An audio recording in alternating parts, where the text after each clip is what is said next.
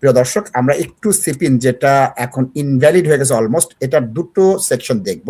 আমরা একটু সিপিনে যেতে পারি কাইন্ডলি। দেখেন, এটা ডিসেম্বর 2024, প্রায় প্রায় 2.5 বছরের বেশি সময় হয়ে গেছে।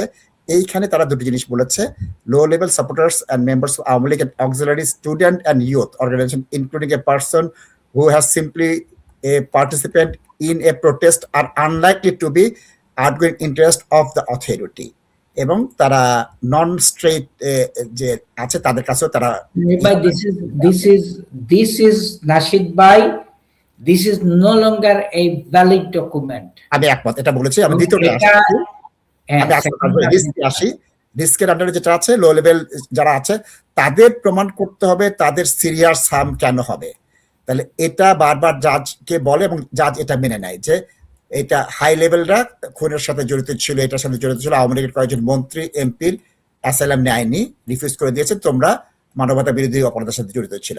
এখন আপনার প্রমাণ করতে হবে আপনার প্রোফাইল, আপনার অ্যাক্টিভিটি, আপনার পাস্ট ট্রিটমেন্ট এবং কিভাবে করে আপনি এই অত্যাচারের সম্মুখীন হবেন।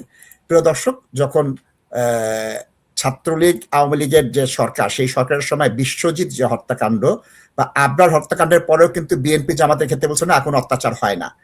সারা পৃথিবীতে যে আলোড়ন সৃষ্টিকারী বিষয়গুলোকে তারা অস্বীকার করেছে, যেটা তাজ ভাই বারংবার বলে। এখনো বলবে না তোমরা অত্যাচারের শিকার হও না।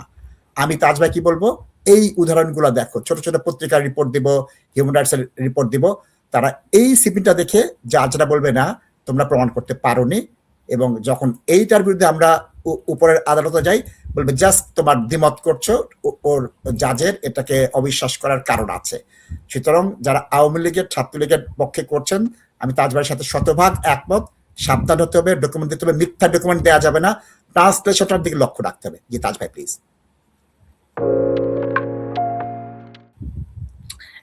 নাসিব ভাই, এই ডকুমেন্টটা I've already said it is not a valid document anymore, কিন্তু they are still using it, it is not right। এবং এখানে যেটা লেখা হইছে, কত বড় বড় ইমিগ্রেশন অফিসাররা ডিসিশন দেয়, আর কত বড় বড় পিএইচডি পাস মাস্টার্স পাস মানুষরা এই সিপিন গুলা লেখে। নাসিদ ভাই, এরা আমার কাছে মনে হয় যে আমার পাঠশালা স্কুলের স্টুডেন্ট আমার কাছে মনে হবে। নাসিদ ভাই, what do they know about Bangladesh and what do they know about world of politics? Can I just explain যে আমি একটু আগে যেটা আপনাকে বলছি যে কয়জনের জানা আছে এই যে কোর্ট অফ আপিলের এই গাইডলাইন্সটা সম্পর্কে? এটা আজকে প্রায় কত বছর হয়েছে, 99 থেকে হিসাব করে, it is still good piece of law in terms of এই যে লো লেভেল পলিটিক্যাল অ্যাক্টিভিস্ট যেমনটা হচ্ছে। নাসিদ ভাই, let me explain by way of an example।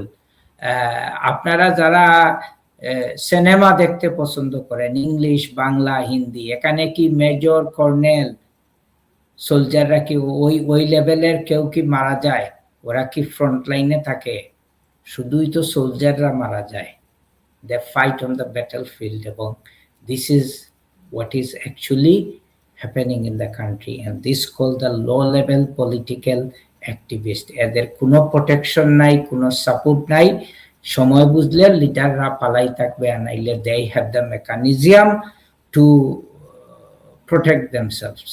এখন আপনি কি মনে করেন যে আপনারা যে এই যে শত শত আওয়ামী লীগের কর্মী দেশ থেকে পালাই গেছে, they had a loss of asset in Bangladesh, influence in Bangladesh, তো এগুলা কে লুক আফটার করতেছে? নাসিদ ভাই, there must be somebody behind the black door। Nasid ভাই, they are looking after all this। so এইসব পলিটিক্সে আমরা নাইবা গেলাম, কিন্তু আর এই যে সারপ্লেস অ্যাক্টিভিটিস যেটা, এটা হচ্ছে কি আপনি ইউনাইটেড কিংডমে বাংলাদেশের আওয়ামী লীগ হয়ে কারেন্ট অথরিটির এগেইনস্টে কোনো কিছু বলতেছেন নি। সো দর্শক, এই সারপ্লেস অ্যাক্টিভিটিস গুলা আপনাদেরকে তেমন একটা সামনে নিয়ে যাবে না, এবং এই টাকা পয়সা দিয়ে চিঠি বানানো আর এইগুলা করা, এইসব থেকে আপনারা একটু সরে আসেন, প্লিজ। এগুলা আপনাদের কেসে কোনো ধরনের কোনো হেল্প করবে না নাসির ভাই, এবং আমি মনে করি একটা সিপিন আসবে এবং I think there will be proper analysis of overall situation in the country, and what I have just said earlier যে এই 7 তারিখের মানে গত ফ্রাইডের আপনারা এই অবজারভার নিউজের আর্টিকেলটা আপনারা একটু পড়লে অনেক কিছু আপনারা জানতে পারবেন। Thank you.